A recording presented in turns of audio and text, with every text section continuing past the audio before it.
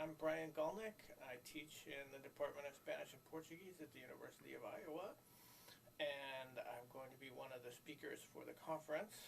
I think it's important to address violence as a topic in cultural studies from my perspective as part of understanding specifically the cultural politics of modern societies. So my work specifically focuses on I've been looking at torture as a topic in cultural discourse, primarily in the United States, in relationship to a somewhat obscured or repressed history of the U.S.-Latin American relations.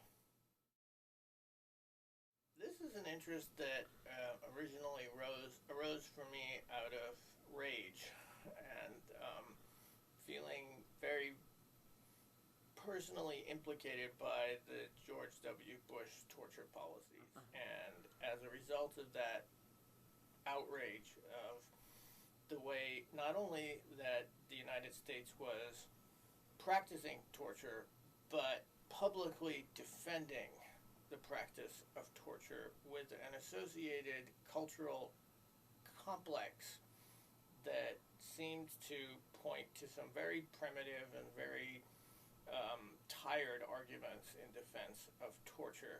But my interest in the topic is really as part of a structural concern about the way that states in the modern era exercise violence, and that violence becomes part of an ordered political universe. So more broadly, I would say that my work is within a Gramscian, Marxian line. So I'm interested in the ways that cultural norms become related to political regimes.